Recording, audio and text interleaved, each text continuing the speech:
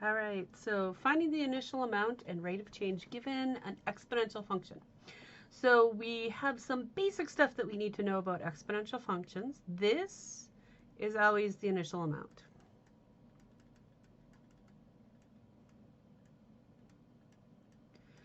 All right, and this, which is the percent, this is the change, and it is either 1 plus the percent or 1 minus the percent. If it's a plus, it's a growth.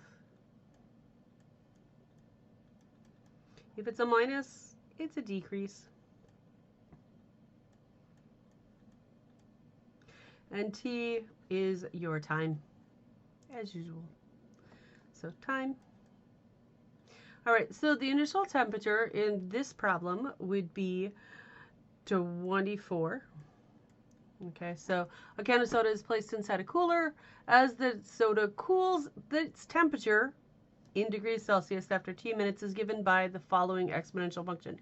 It's in a cooler. We're expecting the temperature to drop, which makes sense with our percent. So the function represents a decay because this 0.092 is less than 1. It has to be a decay. By what percent does the temperature change each minute?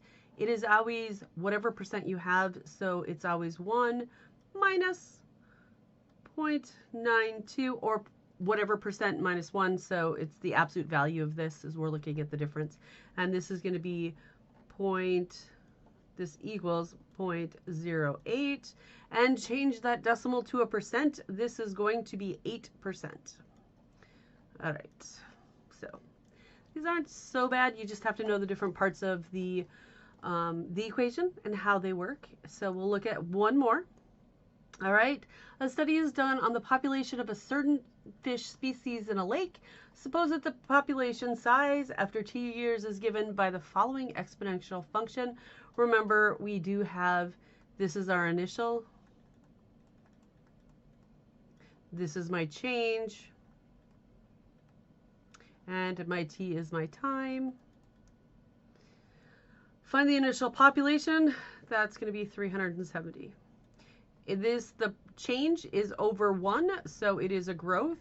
And we're going to subtract 1 from it. So 1.22 minus 1 is going to be the difference is we're going 0.22.